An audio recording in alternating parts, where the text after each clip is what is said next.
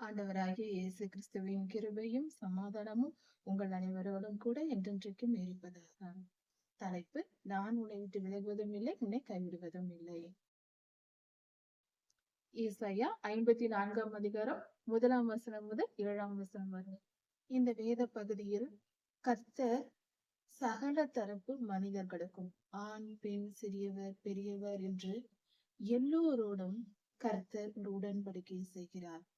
இந்த உடன்படிக்கை சற்று வித்தியாசமான மனநிலையில் இருப்பவர்களை பற்றி கொடுக்கப்பட்டிருக்கிறது. அதாவது வாழ்க்கையில் சோர்ந்து போய் இருக்கும் நிலை, உலக வாழ்க்கையில் எது தாழ்ந்த நிலை என்று சொல்லப்படுகிறதோ, மிகவும் தாழ்ந்த நிலை என்று சொல்லப்படுகிறதோ, அந்த நிலையில் இருப்பவர்களை பார்த்து கர்த்தர் மகிழ்ந்து களிகூறு என்று சொல்லுகிறார். துன்பத்திலும் துயரத்திலும் பாடுகளிலும் இதுதான் என் வாழ்க்கை என்று மனம் நொந்து வாழ்கிற வாழ்க்கை இருக்கிறது அல்லவா? ஏதாவது ஒரு துன்பம், அப்படிப்பட்ட துன்பத்தில் இருப்பவர்களை பார்த்து கர்த்தர் சொல்லுகிறார், மகிழ்ந்து களிகூறு என்று. அவருடைய ஆசீர்வாதம் அப்படிப்பட்டவர்களுக்கு வருகிறது. நொறுங்குண்ட இருதயம் உள்ளவர்கள், நறுங்குண்டவர்கள், மனம் உடைந்தவர்கள், வாழ்க்கையில் துயரத்தை அனுபவித்து வருகிறவர்கள், வாழ்க்கை வாழ்வதே மிகவும் கொடுமை என்று நினைத்து அனுபவித்து வாழ்ந்து கொண்டிருப்பவர்கள், கொடுமை அனுபவித்து வாழ்கிற மக்களை பார்த்து கர்த்தர் நற்செய்தி சொல்லுகிறார். அதாவது மகிழ்ந்து களிகூறு என்று சொல்லுகிறார். அப்படிப்பட்ட ஒரு உடன்படிக்கை செய்கிறார். அவர்களுக்கு நான் உடன்படிக்கை செய்கிறேன் என்று சொல்லுகிறார். இதன் பொருள் ஆழம் என்னவென்றால், இவ்வுலக ஆசீர்வாதங்களை இழக்கும் போது, இவ்வுலகத்தின் ஆசீர்வாதங்கள் நமக்கு இல்லாமல் போகிற ஒரு சூழ்நிலை வரும் பொழுது கர்த்தர் சொல்லுகிறார், நீ கவலைப்படாதே, உனக்கு மேன்மையான காரியங்களை நான் வைத்திருக்கிறேன் என்று சொல்லுகிறார். அதாவது நாம் ஏதாவது ஒரு பலனை அனுபவிக்க வேண்டும் என்றால் ஒரு சிறு தியாகத்தை நாம் செய்ய வேண்டியிருக்கும். சமுதாயத்தில் சாதாரணமாக ஒரு பொருள் நாம் வேண்டும் என்றால் அதற்கு ஒரு பணத்தை நாம் தியாகம் செய்கிறோம். கடையில் சென்று ஒரு பணத்தை கொடுத்து அந்த பொருளை நாம் வாங்குகிறோம். ஒன்றை இழந்து இன்னொன்றை பெற்றுக் கொள்கிறோம். அதே போல இந்த உலகத்தில் சில ஆசீர்வாதங்களை நாம் இழந்து நிற்கும் பொழுது கர்த்தர் அதற்கு ஆசீர்வாதங்களை, பல மடங்கு மேன்மையான ஆசீர்வாதங்களை தருகிறேன் என்று சொல்லுகிறார். அப்படிப்பட்ட ஒரு உயர்ந்த மேன்மையான, மிகவும் மகிழ்ந்து களிகூற வேண்டிய, ஒரு சந்தோஷப்பட வேண்டிய விஷயத்தை கர்த்தர் சொல்லுகிறார். இது ஒரு பொருளை தருவேன் என்று கூட சொல்லவில்லை, உன்னோடு உடன்படிக்கை செய்கிறேன் என்று உடன்படிக்கை செய்கிறார். துன்பத்திலும் துயரத்திலும் தாழ்ந்த நிலையிலும் எளிய நிலையிலும் இருப்பவர்களை பார்த்து கர்த்தர் உடன்படிக்கை செய்கிறார். நான் உன்னோடு இருந்து உன்னை மீட்பேன் என்று வாக்கு கொடுக்கிறார். அவர் சொன்னால் சொன்னதுதான், நடந்து விட்டதே என்று நினைக்கலாம். மாற்று கருத்துக்கு வேலை இல்லை. சொன்னால் நிச்சயம் கர்த்தர் அதை செய்து முடிப்பார். வாக்கு மாறாத தேவன். அவர் நம்மோடு உடன்படிக்கை செய்கிறார் என்று சொல்லும் பொழுது அது மிகுந்த மகிழ்ச்சியை உண்டாக்கும் செய்தி. சரி, இந்த செய்தி யார் யாருக்கு, கர்த்தர் யார் யாருக்கு அப்படிப்பட்ட உதவிகளை செய்கிறார், எப்படிப்பட்ட துன்பத்திலிருந்து நாம் அதை பெற்றுக்கொள்கிறோம் என்று சொல்லுகிறார். அதாவது பிள்ளை பெறாத மலடியை மகிழ்ந்து களிகூறு என்று சொல்லுகிறார். இது சற்று ஆச்சரியமான காரியம். இதை எப்படி நாம் ஏற்றுக்கொள்ள முடியும் என்று கூட தோன்றும். ஒரு தாய்மை என்பது இந்த உலகத்தின் மிக மேன்மையான ஒரு காரியம் ஒரு பெண்ணுக்கு. அப்படி இருக்க ஒரு தாயாக முடியாத நிலையில் இருக்கிற ஒரு பெண்ணின் வேதனை எவ்வளவு பெரியது, மிகவும் அதிகமானது. அது மிகவும் இந்த உலகத்தில், சமுதாயத்திலும், அவர்கள் தனிப்பட்ட வாழ்க்கையிலும், அவர்களுடைய மனதிலும் மிகுந்த வேதனை கொடுக்கக்கூடிய காரியம். அப்படிப்பட்ட வேதனையில் இருப்பவர்களை பார்த்து வாழ்க்கைப்பட்டவளுடைய பிள்ளைகளை பார்க்கிலும் அனாதி ஸ்திரீகளின் பிள்ளைகள் அநேகம், கணவர் இல்லை, பிள்ளைகள் இல்லை என்று தனித்து இருக்கிற பெண்களுக்கு எவ்வளவு பெரிய துன்பம் இருக்கும். அவர்கள் மகிழ்ந்து பாட வேண்டுமாம், ஆனந்த சத்தமிட வேண்டுமாம். அப்படிப்பட்டவர்களுக்கு பிள்ளை பெற்றவர்களுக்காவது ஒரு பிள்ளை, 2 பிள்ளை அல்லது 5 பிள்ளைகள் கூட இருக்கலாம். ஆனால் இவர்கள் பிள்ளை பெறாத இவர்களுக்கு அநேகம் பிள்ளைகளை கர்த்தர் கொடுப்பாரா? இது எப்படி இருக்கிறது? இது நிஜ வாழ்க்கையில் நடக்குமா என்றால் கொஞ்சம் சமுதாயத்தை கவனித்து பார்த்தாலே தெரியும். சிலர் பிள்ளைகள், 2 பிள்ளைகளை பெற்று காலம் முழுவதும் 20, 25 வருடங்கள் அந்த பிள்ளைகளை பெற்று சந்தோஷமாய் அவர்களுக்காக தங்கள் வாழ்க்கையை தியாகம் செய்து உழைத்து உழைத்து பெற்றோர்கள் அந்த பிள்ளைகளை காப்பாற்றுவார்கள். வளர்ந்து வந்த பின்பு பிள்ளைகள் வெளிநாட்டிற்கு வேலைக்கு சென்று விடுவார்கள், அல்லது சில பெற்றோர்களை கவனிக்காமல் விட்டுவிட்டு வேறு எங்கேயாவது சென்று விடுகிறார்கள். பெற்றோர்களை பொருட்படுத்துவதில்லை, கவனிப்பதில்லை. அவர்கள் இஷ்டத்திற்கு அவர்கள் எங்கள் வாழ்க்கை நாங்கள் பார்த்துக் கொள்கிறோம் என்று போய்விடுகிறார்கள். பெற்றோர்கள் தனித்து ஒரு 30 வருடம் திருமணமாகி பிள்ளைகளுக்காக வாழ்ந்து கடைசியில் 30 வருடம் ஆன பின்பு பார்த்தால் அவர்களுக்கு தனிமை இருக்கும். ஐயோ, பிள்ளைகளை பெற்றோம், எல்லோரையும் வளர்த்தோம், இத்தனை காலம் முடிந்து போயிற்று. அவர்களுக்கு அந்த காலம் போனதே தெரியாது. ஆனால் இப்பொழுதோ முதிர் வயதில் யாரும் இல்லை, அனாதையாக நிற்பார்கள். இப்படிப்பட்ட நிலை மிகவும் வேதனைக்குரியது. ஆனால் இந்த பிள்ளை பெறாத மனிதர்கள் இருக்கிறார்கள் அல்லவா, பெண்கள் இருக்கிறார்கள் அல்லவா, கர்த்தர் சொல்லுகிறார், அவர்கள் துன்பத்திலும் துயரத்திலும் எவ்வளவு காலம் வாழ்ந்திருக்கலாம், உங்களுக்கு நான் அநேகம் பிள்ளைகளை தருகிறேன் என்று சொல்லுகிறார். இதன் பொருள் என்னவென்றால், பிள்ளை பெறாமல் இருப்பவர்கள் கர்த்தரை தேடி அவர்கள் ஜெபிக்கிறார்கள், கர்த்தர் அவர்களுக்கு ஊழியத்தை தருகிறார். கர்த்தருடைய ஊழியத்தை செய்யும் பொழுது அநேகம் பேர் அவர்களுக்கு பிள்ளைகளாக வாய்ப்பார்கள். தாயாக நினைத்து, தகப்பனாக நினைத்து அநேகம் ஜனங்கள் அவர்கள் அண்டையில் வருவார்கள், அவர்களோடு கூட இருப்பார்கள். அவர்கள் ஊழியத்தை செய்யும் பொழுது தன்னோடு இருக்கிறவர்களை பிள்ளைகளைப் போல நேசிக்கிற மனம் இவர்களுக்கும் இருக்கும். அந்த தாய்மையின் குணம் இவர்களிடத்திலும் இருக்கும். மற்ற அவர்களோடு இருக்கிற பிள்ளைகளுக்கும் கர்த்தருடைய ஊழியத்தின் நிமித்தம் ஒன்று சேர்ந்திருக்கிற அவர்களும் தங்கள் தாயாக நினைப்பார்கள். இப்பொழுது கிடைத்து விட்டது அநேகம் பிள்ளைகள். இதுதான் கர்த்தர் சொல்வது. இப்படி சாத்தியம், இதன் ஒரு பொருள் இப்படியும் முடியும். நம் சிந்தனைக்கு நம் ஞானத்திற்கு எட்டியபடியே இப்படி நடக்கிறது. நிஜத்தில் இப்படி நடக்கிற காரியத்தை பிள்ளைகள் இல்லாதவர்கள் எத்தனை ஆயிரம் பிள்ளைகளை பெற்றிருக்கிறார்கள் என்று ஊழியர்களை கவனித்து பார்த்தால் தெரியும். எத்தனை ஊழியர்களை தாயாக தகப்பனாக நினைக்கிற மக்கள் எத்தனையோ பேர் இருக்கிறார்கள். உண்மையான பரிசுத்தவான்களுக்கு அப்படிப்பட்ட கூட்டம் இருக்கத்தான் செய்கிறது. 1000 என்ன, லட்சம் என்ன, கோடிக்கணக்கான பேர் கூட உலகெங்கும் இருப்பார்கள். அந்த ஊழியருக்கே கூட தெரியாது தன்னை எத்தனை பேர் நேசிக்கிறார்கள் என்று. தகப்பனாக நினைப்பவர்கள் எத்தனையோ பேர் உண்டு அல்லவா? அது போலதான் இப்படிதான் கர்த்தர் சில காரியங்களை செய்வார். நாம் மாம்சத்தின்படி, நம்முடைய ஞானத்தின்படியே நாம் நினைத்து கொண்டு இருக்கக்கூடாது. கர்த்தர் சொன்னால் எதையும் செய்வார், எப்படியும் செய்வார். சாத்தியம் இல்லாதது என்று ஒன்று இல்லவே இல்லை. ஒரு பெற்ற தாய் தன் பிள்ளைகளை முதிர் வயதில் பிரிந்து வளரும் வரை வளர்த்து விட்டார்கள். முதிர் வயதில் அவர்கள் எங்கோ இவர்கள் எங்கோ என்று இருக்கும் பொழுது அந்த பிள்ளைகள் பெற்றதின் அந்த பெற்றோர்களுக்கு என்ன பலன்? அவர்கள் தங்கள் கூட இருப்பார்கள் என்ற நம்பிக்கையில் தான் வாழ்கிறார்கள். முதிர் வயதில் மரணம் அடையும் நேரத்தில் கூட தன் பிள்ளைகளை பார்க்க முடியாத சூழல் ஏற்படுகிறது. கடைசி காலத்தில் அவர்களோடு வாழ முடியாத நிலை ஏற்படுகிறது. அப்படி என்றால் மொத்தமாக பிரித்தே விடுகிறார்கள். அப்படியானால் அவர்களை விட பிள்ளை பெறாத இந்த ஊழியர்களின் நிலை எவ்வளவோ உயர்ந்ததல்லவா? அவர்கள் கடைசி வரைக்கும் தனக்கென்று பிள்ளைகளை பெற்றிருக்கிறார்களே. ஒன்றல்ல, இரண்டல்ல, 100, 1000, 10,000, லட்சம் என்று இத்தனை பேர் நேசிக்கிற ஜனங்கள் அவர்களுக்கு பிள்ளைகளாக ஊழியர்களுக்கு கொடுக்கப்படுகிறதே. எத்தனை பேர் நேசிக்கிறார்கள், எத்தனை பேர் ஜெபிக்கிறார்கள், எத்தனை பேர் காணிக்கைகளால் தாங்குகிறார்கள் ஊழியர்களை. அவர்கள் எல்லாம் இவர்களுக்கு பிள்ளைகள் தானே. தங்கள் ஜெபத்தில் கர்த்தரை நோக்கி, என்னுடைய இந்த ஊழியர், நான் நேசிக்கிற இந்த ஊழியர் நன்றாக இருக்க வேண்டும் என்று தினமும் ஜெபிக்கிறார்கள், அக்கறையுடன் பேசுகிறார்கள். அப்படி இருக்கும் பொழுது அவர்கள் பிள்ளைகளாய், ஊழியர்களும் பெற்றோர்களாகிறார்கள், இவர்களும் பிள்ளைகளாகிறார்கள். இது மிகப்பெரிய சந்தோஷமான காரியம். இப்படிதான் இதற்கு இன்னொரு பொருளும் உண்டு இந்த வசனத்திற்கு.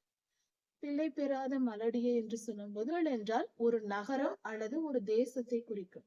இந்த இடத்தில் எருசலேம் என்று நாம் பொருள் வைக்கும் போது, அந்த பொருள்படும்படி நாம் கவனிக்கும் போது அதற்கும் ஒரு பொருள் உண்டு.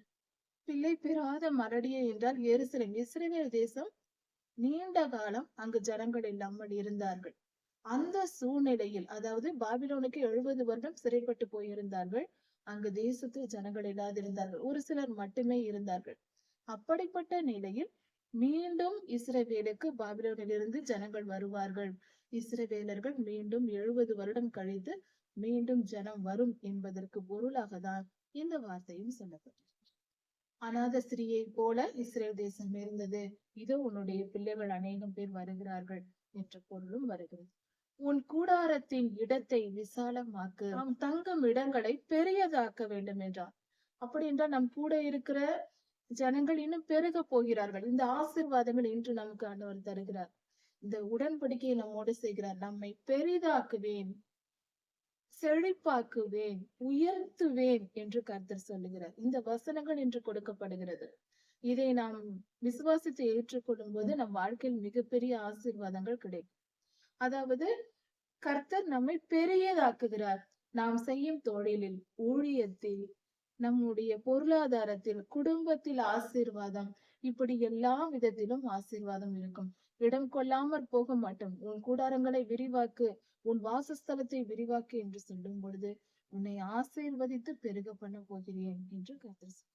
உன் வாசஸ்தலங்களின் திரைகள் விரிவாகட்டும், திரைகள் விரிவாகட்டும், தடை செய்யாதே. உன் கயிறுகளை நீளமாக்கி, அதாவது கூடாரங்கள் போடும் பொழுது கயிறு நீளமாக்கும் போது கூடாரத்தின் அகலமும் அதிகமாகும். இஸ்ரவேலர்கள் வனாந்திர பயணத்தில் கூடாரத்தில் வசித்தார்கள் அல்லவா?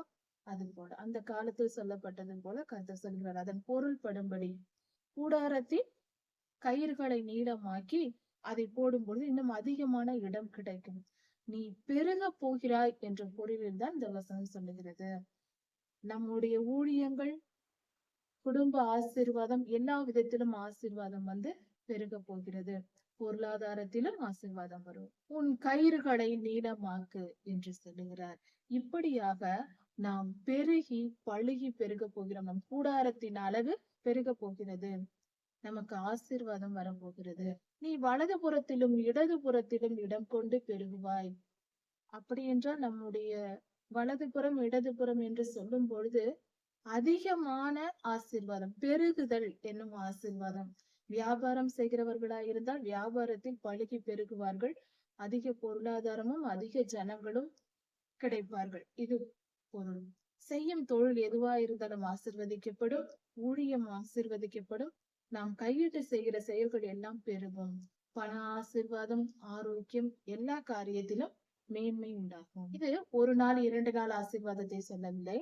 சந்ததி சந்ததியாக கர்த்தர் நம்மோடு உடன்படிக்கை செய்யும் பொழுது அவர் சொல்லுகிறது, உன் சந்ததிகள் ஆசீர்வதிக்கப்படும் என்று சொல்லுகிறார். அப்படி என்றால் இந்த ஆசீர்வாதம் நமக்கு மட்டுமல்ல, நமக்கு, நம் பிள்ளைகளுக்கு, நம் பேர பிள்ளைகளுக்கு என்று எதிர்காலத்திலும் இந்த ஆசீர்வாதத்தை நான் உனக்கு தருவேன் என்று கர்த்தர். உன் சந்ததியார் ஜாதிகளை சுதந்திரித்துக் கொண்டு பட்டணங்களை குடியேற்றுவிப்பார்கள். பாழாய் கிடந்த பட்டணங்கள் எல்லாம் மீண்டும் ஜனங்களால் நிரம்பும். புதிய கட்டுமான பணிகள் ஏற்படும் என்று சொல்லுகிறார். பயப்படாதே, நீ வெட்கப்படுவதில்லை. நாணாதே, நீ லட்சை அடைவதில்லை. பயப்படாதே, நீ எதற்கும் பயப்படாதே. நீ வெட்கப்பட்டு போக மாட்டாய். யார் முன்பாகவும் நீ உனக்கு தலை குனிவு ஏற்படாது. கர்த்தர் சொல்லுகிறார், யாருக்கு முன்பாகவும் உன் தலை குனியாது, வெட்கம் ஏற்படாது, அவமானங்கள் வராது, லட்சை அடைவதில்லை என்று கர்த்தர் சொல்லுகிறார். இதன் பொருள் அவமானங்களும் கேவலமான ஒரு நிலையும் நமக்கு வராது. நாம் தைரியமாய் கம்பீரமாய், ஏனென்றால் நாம் கர்த்தரை நம்பி இருக்கிறோம். நாம் கர்த்தரை நம்பி வாழும்போது நம் எதிரிகள் சூழ்ந்து கொண்டு எப்பொழுது இவள் வீழ்வாள் என்று எதிர்பார்த்து காத்திருப்பார்கள். அப்படிப்பட்ட ஒரு நிலையில் இருக்கும் பொழுது நாம் பயப்பட தேவையில்லை. நம் தலைகுனிவு உண்டாகாதபடிக்கு நம் செயல்களில் தோல்வி கண்டால் அவமானங்கள் ஏற்படும். நம்முடைய ஊழியத்திலோ நம்முடைய எந்த செயலிலும் தோல்வி அடையாமல் நாம் வெற்றி பெறும்போது நமக்கு வெட்கம் உண்டாகாது, அவமானங்கள் வராது. கர்த்தர் இப்படி நம்மை ஆசீர்வதிப்பேன் என்று சொல்லுகிறார். தலை நிமிர்ந்து நடக்கும்படிக்கு, அதாவது பொருளாதார ஆசீர்வாதம், பெருகுதல் எனும் ஆசீர்வாதம் மட்டும் அல்லாமல் நமக்கு கௌரவத்தையும் கர்த்தர் கொடுப்பேன். மரியாதையும், பலர் மதிக்கும்படியாக, கௌரவப்படுத்தும்படியாக, கனப்படுத்தும்படியாக நம்மை ஏற்படுத்துவேன். வெட்கம் உண்டாகாது என்று சொல்லுகிறார். உன் வாலிபத்தின் வெட்கத்தை நீ மறந்து உன் விதவை இருப்பின் நிந்தையை இனி நினையாதிருப்பாய். வாலிபத்தின் வெட்கத்தை மறந்து, கூச்சத்தை மறந்து, அதாவது இளவயதில் விதவையானவர்களுடைய மனநிலை எப்படி இருக்கும்? அது மிகுந்த கொடுமையானதா இருக்கும். அவர்கள் வெளியில் வரவும் கூச்சப்படுவார்கள். அது மட்டுமல்ல, இளம் வயதில் விதவையானவர்களுடைய மனநிலை மிகவும் வேதனைக்குரியது. அவர்களை யாராவது தூஷிப்பார்கள், யாராவது ஏதாவது சொல்லுவார்கள். அவர்கள் துணிந்து சுதந்திரமாய் வர முடியாது. பெண்களுக்கு மிகுந்த மன உளைச்சலை ஏற்படும். அது கடினமாய் இருக்கும். விதவை இருப்பின் நிந்தையை இனி நினையாதிருப்பாய். விதவை இருப்பு என்பது அந்த வேதனை. அந்த வேதனையோடு நீ இனி இருக்க மாட்டாய் என்று சொல்லுகிறார். எனக்கு யாரும் இல்லை என்ற நிலை, அதைதான் இங்கு குறிக்கிறது. அதாவது இந்த விஷயத்தை சற்று நாம் கவனமாய் பார்க்க வேண்டும் என்றால் 3 வித காரியங்கள் இருக்கிறது. ஒன்று, கணவன் இறந்த பின்பு விதவையாய் இருப்பது. இன்னொரு காரியம், அப்படி இருக்கிற நிலை என்பது அவர்கள் மிகுந்த துன்பப்படுவார்கள்.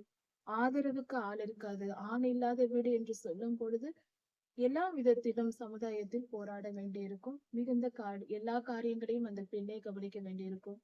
பிள்ளைகள் இருந்தால் பிள்ளைகளை வளர்க்க வேண்டும்.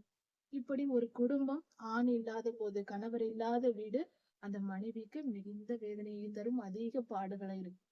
இது ஒரு காரியம், விதவையாய் இருக்கும் நிலை. இன்னொரு நிலை, ஒரு கணவன் இருந்தும் அந்த கணவன் அந்த மனைவியை உதாசீனப்படுத்தும் போது, விலகி விடும் பொழுது, மனைவியை கைவிட்டு விடும் பொழுது அந்த பெண்ணின் நிலை மிகுந்த துன்பத்திற்குரியது. இதை காட்டிலும் ஏனென்றால் கணவன் இருந்தும் அவள் கைவிடப்படுகிறாள். அவள் மனவேதனையும் இன்னும் அதிகமாய் இருக்கும். அவள் படும் துக்கத்திற்கு அளவில்லை. பறிகொடுத்த நிலை, தன் கணவன் தன்னை கைவிட்டு போய்விட்டார் என்ற நிலை என்பது மிகுந்த துக்கமானது, மிகுந்த வேதனையானது. அது மிகவும் கொடுமையானது. அப்படிப்பட்ட ஒரு மனநிலையில் இருப்பவர்கள் அந்த துக்கத்தை அனுபவித்தால்தான் அதை புரிந்து கொள்ள முடியும். அது விதவை இருப்பின் வேதனையை விட இது அதிகமாயிருக்கும் என்று கூட சொல்லலாம். அந்த அளவுக்கு அவர்கள் தினம் தினம் நொந்து கொண்டு என் கணவன் போய்விட்டாரே என்று துக்கப்பட்டு கொண்டு இருப்பார்கள் அல்லவா? அந்த வேதனை. இன்னொரு காரியம், கணவன் இருந்தும், கணவன் மனைவியோடு இருந்தும் கணவன் உதாசீனப்படுத்தும் போது, மனைவியை துன்பப்படுத்தும் போது, வேதனைப்படுத்தும் போது, கொடுமைப்படுத்தும் போது, அன்பாய் நடந்து கொள்ளாமல் கடினமாய் நடக்கும் பொழுது அந்த பெண்ணின் நிலையும் மிக கொடுமையானது. அந்த வேதனையும் மிகவும் கொடுமையானது. இப்படி கணவனை விட்டு பிரிந்த நிலை, மனம் பிரிந்த நிலை, இந்த நிலையில் துன்பப்படுகிற பெண்கள் இருக்கிறார்கள் அல்லவா? அவர்களை பார்த்து கர்த்தர் சொல்லுகிறார், உன் விதவை இருப்பின் நிந்தையை இனி நினையாதிருப்பாய். என் கணவர் இல்லை என்ற நிலையை நீ நினைக்கவே மாட்டாய். அந்த அளவுக்கு நான் உன்னை ஆசீர்வதிப்பேன் என்று சொல்லுகிறார். இதுவரைக்கும் எப்படிப்பட்ட துன்பங்களை எல்லாம் கணவன் இல்லாததினால் ஒரு விதவை எப்படியெல்லாம் துன்பப்பட்டார்களோ அந்த துன்பம் எல்லாம் போய்விடும். நான் உன்னை காப்பாற்றுவேன் என்று கர்த்தர் சொல்லுகிறார். உன் சிருஷ்டிகரே உன் நாயகர். நாயகர் என்று சொல்லும் போது பராமரிப்பவர் என்றும் பொருள் எடுத்துக்கொள்ளலாம். எல்லாவற்றிற்கும் கர்த்தரை நம்பி இருக்கலாம். கர்த்தர் நாயகர் என்று சொல்லும் போது தலைவர் என்ற பொருள் வருகிறது. நாம் தலைவர் என்று எடுத்துக்கொள்ளலாம். அதாவது அந்த பெண்ணுக்கு, கைவிடப்பட்ட அந்த பெண்ணுக்கு ஒரு தலைமையாய், அந்த குடும்பத்தின் தலைவராய் இருந்து சகல காரியங்களையும், ஒரு தகப்பன் ஸ்தானத்தில் இருந்து கர்த்தர் எல்லா காரியங்களையும் நிறைவேற்றுவார். ஒரு தகப்பன் மகளை நேசித்து வழி நடத்தும் போது, ஒரு பெண் விதவையாகி தன் தகப்பன் வீட்டிற்கு வந்து விட்டால் அந்த தகப்பன் அந்த பெண்ணை விடுவாரா? எல்லா காரியங்களையும் கவனித்துக் கொள்வார் தன் மகளை. அது போல கர்த்தர் நம்மை கவனித்துக் கொள்வார். அந்த விதவை இருப்பின் நிந்தையை நீ நினைக்க மாட்டாய். கணவன் இல்லை என்ற குறை இல்லாமல் உன்னை நான் பாதுகாப்பேன் என்று கர்த்தர் சொன்னார். அவரே உன் நாயகர். அவர் உனக்கு தகப்பனாய் இருக்கிறார். கவலைப்படாதே மகளே என்று போலும். சேனைகளின் கர்த்தர் என்பது அவருடைய நாமம். ஆண்டவராகிய இயேசு கிறிஸ்துவை குறித்து இது சொல்லப்பட்டிருக்கிறது. சேனைகளின் கர்த்தர், அவர் நம்முடைய கர்த்தர். நாம் யுத்த சேனையாய் இருக்கிறோம். நம்முடைய தேவனாய் அவர் இருக்கிறார். சேனைகளின் கர்த்தர் என்பது அவருடைய நாமம். ஆண்டவராகிய இயேசு கிறிஸ்துவை குறித்து இங்கு சொல்லப்பட்டிருக்கிறது. அவரே நம் நாயகர். இஸ்ரவேலின் பரிசுத்தர் நம் மீட்பர். இஸ்ரவேலில் பிறந்த பரிசுத்த பலியானவர் நம் மீட்பர். இப்படி உனக்கு ஒருவர் வருகிறார் என்று சொல்லப்பட்டிருக்கிறது. அவர் சர்வ பூமியின் தேவன் என்று எண்ணப்படுவார். ஆண்டவராகிய இயேசு கிறிஸ்து முதல் வருகையில் வருவதற்கு, குழந்தையாய் பிறப்பதற்கு முன்பே 700 வருடங்களுக்கு முன்பாக சொல்லப்பட்ட வார்த்தை இது.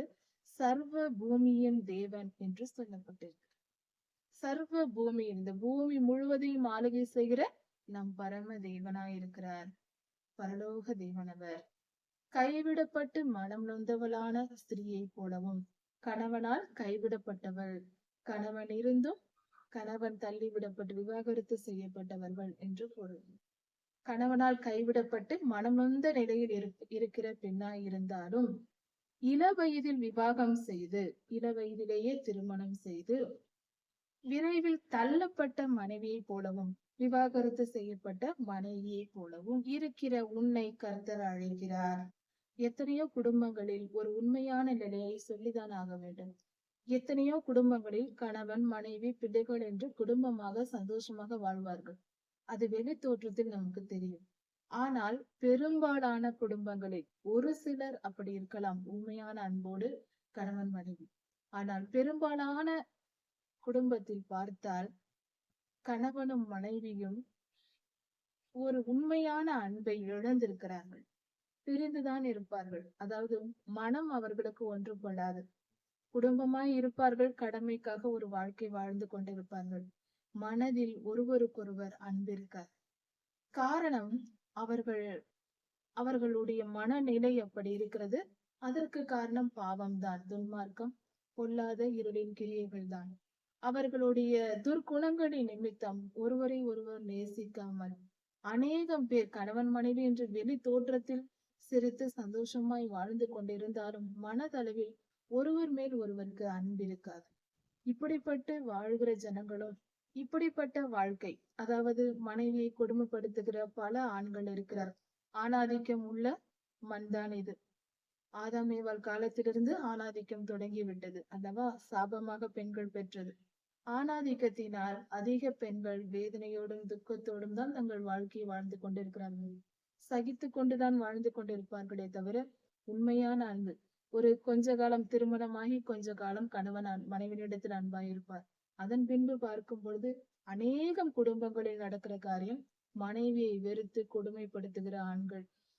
பொருளாதாரத்தில் ஆண்கள் வலுத்திருக்கலாம், அதனாலும் அவர்கள் கொடுமைப்படுத்துகிறவர்கள் இருக்கிறார்கள். பல காரியங்கள், முக்கியமாக சரீர வலிமை, இதன் நிமித்தம் பெண்களை கொடுமைப்படுத்துவது, மிரட்டுவது, கொடுமையாய் நடத்துவது போன்ற காரியங்கள், அன்பற்ற தன்மை. இப்படி நடந்து கொண்டால் அந்த பெண்ணால் உண்மையாய் தன் கணவரை எப்படி நேசிக்க முடியும்? இப்படி பல இடங்களில் நடக்கிறது. பல குடும்பங்கள் இப்படிதான் இருக்கிறது. 100% இப்படி இருக்கிறது. வெளி தோற்றத்தில் அவர்கள் சந்தோஷமாய் இருப்பதை போல காட்டிக் கொண்டாலும் உலகத்திற்காக அவர்கள் ஒவ்வொரு குடும்பத்திலும் மிகுந்த இப்படிப்பட்ட ஒரு மாய்மாலமான வாழ்க்கை இருக்கிறது. இது மிகவும் வேதனைக்குரிய காரியம். இப்படி இருக்கக்கூடாது. இது வேதனையான காரியம். அப்படி மனம் நொந்து கணவனால் கொடுமைப்படுத்தப்பட்டு மனம் நொந்து போயிருக்கிறீர்களா? சில இடங்களில் மனைவிகள் கொடுமைப்படுத்துவார்கள் ஆண்களை, அப்படியும் நடக்கிறது. அப்படிப்பட்ட மனைவியினால் கொடுமைப்படுத்தப்பட்டு அவமானப்படுத்தப்பட்டு நொந்து போயிருக்கிற ஆண்களும் உண்டு. இது எங்கேயாவது ஒரு சிலர் நடக்கும். ஏதாவது ஒரு சிலர், பெரும்பாலும் ஆணாதிக்கம் தான். ஒரு சில இடங்களில் பெண்களும் இப்படி நடப்பதுண்டு. இப்படிப்பட்ட நிலையில் இருக்கிறீர்களா? உங்கள் வேதனையை எல்லாம் விட்டு விடுங்கள். கர்த்தர் உங்களுக்கு விடுதலையை தருகிறார். அப்படிப்பட்டவர்களை பார்த்து கர்த்தர் சொல்லுகிறார், நான் உன்னை அழைத்தேன் என்று சொல்லுகிறார். அப்படிப்பட்டவர்களை நம்மை கர்த்தர் அழைக்கிறார். இமைப்பொழுது உன்னை கைவிட்டேன், உருக்கமான இரக்கங்களால் உன்னை சேர்த்துக் கொள்வேன். எவ்வளவு அருமையான வார்த்தை! இமைப்பொழுது நான் உன்னை கைவிட்டேன். ஒரு இமைக்கும் ஒரு நொடி, கண் இமைக்கும் ஒரு நொடி, அந்த நொடி பொழுது நான் உன்னை கைவிட்டேன். அதன் விளைவு இன்று நாம் ஒவ்வொரு கிறிஸ்தவ வாழ்க்கையிலும் ஒரு கைவிடப்பட்ட நிலை வருகிறது. இது உண்மை, சத்தியமானது, ஏற்றுக்கொள்ளதான் என்று. ஆண்டவராகிய இயேசு கிறிஸ்து சிலுவையில் பட்ட பாடுகளை நாம் தியானித்திருக்கிறோம். ஒரு காரியத்தை கவனிப்போம். இந்த வேத பகுதியில் இந்த 54ஆம் அதிகாரமும் நம்முடைய தனிப்பட்ட வாழ்க்கையில் இந்த உலக காரியங்களை குறித்து சொல்லப்படுவதாக ஒரு பரிமாணம் சொன்னாலும், இன்னொரு பரிமாணத்தில் ஆண்டவராகிய இயேசு கிறிஸ்துவின் சிலுவை மரணத்தை தான் இந்த அதிகாரங்கள் கொடுக்கிறது. இந்த இடத்தில் மிக துல்லியமாக இமைப்பொழுது உன்னை கைவிட்டேன் என்று சொல்லுவது, ஆண்டவராகிய இயேசு கிறிஸ்து சிலுவையில் கைவிடப்பட்ட நிலையில் இருந்தார். அதற்கு முன்பான வசனங்கள் என்ன சொல்லுகிறது? கணவன் கைவிட்ட பெண்ணை போல, விதவையான பெண்ணை போல என்று சொல்லப்பட்டிருக்கிறது. அதே போலதான் ஆண்டவராகிய இயேசு கிறிஸ்துவை அந்த போர் சேவகர்கள் வந்து பிடிக்க வரும்போது கர்த்தரோடு இருந்த எல்லாரும் ஓடி போனார்கள். ஆயிரக்கணக்கான மக்கள் செய்தியை கேட்டார்கள். கர்த்தருடைய வார்த்தையை, உபதேசங்களை கேட்டவர்களும் இல்லை. கூட இருந்த சீஷர்களும் இல்லை. கூட இருந்த நெருக்கமாய் இருந்த 12 பேர்களில் அவர்களும் இல்லை. எல்லாராலும் கைவிடப்பட்ட நிலை வந்தது. இதுதான் கர்த்தர் சொல்லுகிறார். பிதாவாகிய தேவன் சொல்லுகிறார் குமாரனை பார்த்து, இமைப்பொழுது உன்னை கைவிட்டேன், உருக்கமான இரக்கங்களால் சேர்த்துக் கொள்வேன் என்று. இது சிலுவை மரணத்தில் ஆண்டவருக்கு நடந்தது. ஆண்டவராகிய இயேசு கிறிஸ்துவுக்கு. இது நமக்கும் பொருந்தும். உண்மையான கர்த்தரிடத்தில் பக்தி உள்ள உண்மையான ஒரு கர்த்தருடைய பிள்ளை இருந்தால், தேவ மனிதனாய் நாம் வாழ வேண்டும் என்றால் இந்த நிலையும் நமக்கு வரும். இதை ஏற்றுக்கொள்ளதான் வேண்டும். துன்பம் என்றால் ஓடிவிடக் கூடாது. இமைப்பொழுது உன்னை கைவிட்டேன் என்றால் கர்த்தரால் கைவிடப்பட்ட நிலை என்ற ஒரு நிலை. அந்த சிலுவை மரணத்திற்கு ஒப்பான அந்த அளவுக்கு அல்ல, அதுக்கு சமமாக அல்ல, சிலுவை மரணத்தின் நிழலை போல ஒரு துன்பத்தையாவது நாம் அனுபவிக்க வேண்டும். இது நீதி, தேவ நீதி. இதை மறுக்கவோ மறைக்கவோ கூடாது ஊழியர்கள். அதனால் வெளிப்படையாக இப்பொழுது சொல்லப்படுகிறது. துன்ப காலங்களை மனிதர்கள் ஏற்றுக்கொள்ள பழக வேண்டும். சிலுவை மரணத்தை ஆண்டவராகிய இயேசு கிறிஸ்து ஏற்றுக்கொள்ளவில்லை என்றால் இந்த உலகத்தின் ரட்சிப்பே இல்லை. உலக ஜனங்களே பரலோகத்தில் ஒரு மனிதன் கூட காலடி வைத்திருக்க முடியாது. அந்த ஒரு காரியத்தை ஆண்டவர் அந்த 2 நாட்களின் அந்த துன்பத்தை, அது மகா பெரியது, அது அவ்வளவையும் சகித்து கொண்டார். பரத்திலிருந்து அவருக்கு பலன் கொடுக்கப்பட்டது. அத்தனையும் சுமந்தார். இன்று நித்திய நித்திய நித்திய காலமாக கொடான கோடி மக்கள் அதன் பலனை அனுபவிக்க போகிறார்கள் அல்லவா?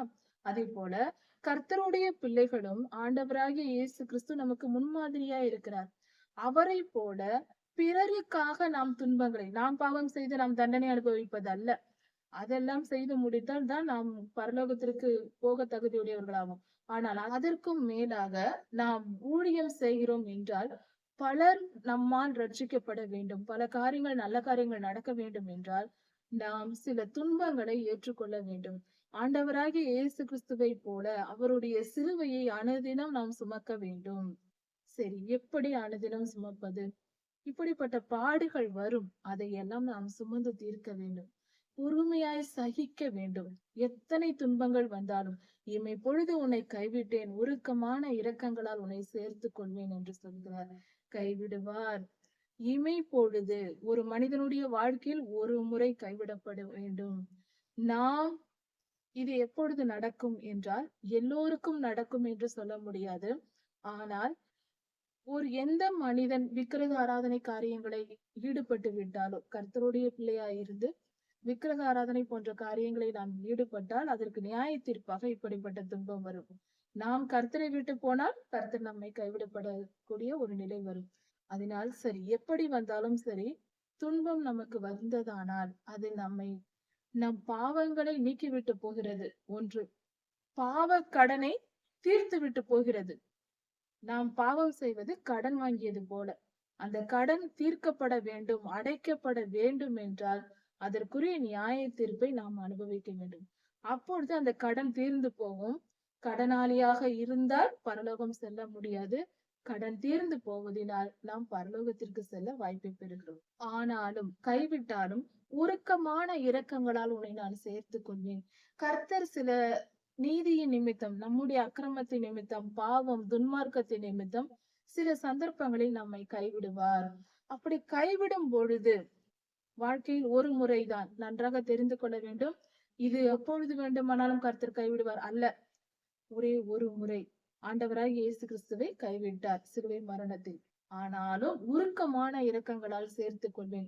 ஒரு பெரிய துன்பம் வரும் என்று பொருள். கைவிடுதல் என்றால் கர்த்தர் சற்று விலகுவார். சாத்தான் நம்மை மிகவும் தாக்குவான். மிகுந்த துன்பத்தை அனுபவிக்க நேரிடும். உயிர் போகாது, கவலைப்பட தேவையில்லை. கர்த்தர் நம்மை பாதுகாத்துக் கொள்வார். ஆனாலும் உருக்கமான இரக்கங்களால் உன்னை நான் சேர்த்துக் கொள்வேன். அப்பொழுதும் அவருடைய கரம் நம்மை பிடித்துக் கொள்ளும், நம்மை பாதுகாத்துக் கொள்ளும். நம் ஜீவனை விட்டு விட மாட்டார். பயப்பட தேவையில்லை. கர்த்தர் எப்பொழுதும் நம்மை பாதுகாத்துக் கொள்வார். கொஞ்சம் அவர் கண் இமைக்கும் பொழுது, அந்த நொடி பொழுது நம்மை சற்று விலகினால் அந்த பொல்லாதவன் கொஞ்சம் பாடுபடுத்தி விட்டு போவான். அது நீதி நிமித்தம் நடக்கலாம். அதனால் எல்லோருக்கும் அல்ல, பொதுவாக பலருக்கு. மிகுந்த உயர்ந்த ஸ்தானங்களில் இப்படிப்பட்ட துன்பங்களை அனுபவிப்பவர்கள் அதற்கு பின்பாக கர்த்தரால் மிகவும் உயர்த்தப்படுவார். அது மகா பரிசுத்தத்திற்காக அந்த கொடுக்கப்படுகிற துன்பம். துன்பங்கள் எல்லாம் நம்மை பரிசுத்தப்படுத்திக் கொண்டு போகும். எந்த அளவுக்கு உபத்திரவத்தை அனுபவிக்கிறோமோ அந்த அளவுக்கு நாம் பரிசுத்தம் அடைந்து கொண்டு உயர்ந்து கொண்டே போவோம். பரலோகத்தில் நம்முடைய நிலை மிக உயர்வாய் இருக்கும். அதிக துன்பங்களை அனுபவிப்பவர்கள் மிகுந்த உயர்ந்த ஸ்தானத்தில் பரலோகத்தில் வைக்கப்படுவார்கள். உபத்திரவங்கள் வருவதற்காக நாம் கர்த்தருக்கு நன்றி சொல்ல வேண்டும். உண்மையாக சொல்லப்போனால் நாம் ஞானம் உள்ளவர்களாய் இருந்தால் நம் வாழ்க்கையில் வரும் உபத்திரவங்களுக்கு நன்றி சொல்ல வேண்டும். அதன் உண்மை தன்மையை புரிந்து கொண்டால் நாம் கொண்டாடுவோம். உபத்திரவத்தையே கொண்டாடுவோம். அந்த அளவுக்கு அதன் பலன் நமக்கு பெரியதா இருக்கும். ஆனால் அது தெரிவிக்கப்படுவதில்லை. பொதுவாக நாம் புரிந்து கொள்வதில்லை.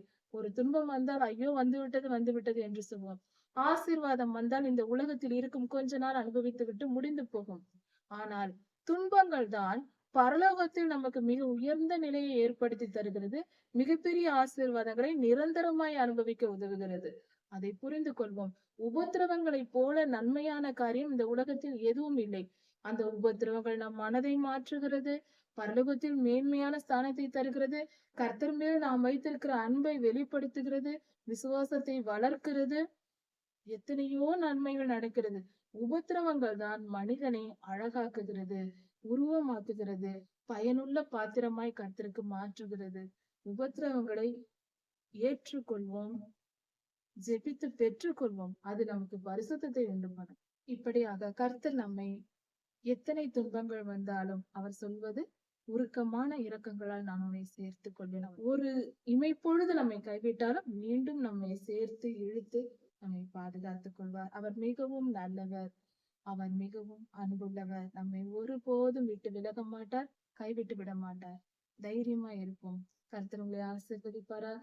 இதன் தொடர்ச்சியை அடுத்த செய்தியில் பார்க்கலாம். மாறனாக.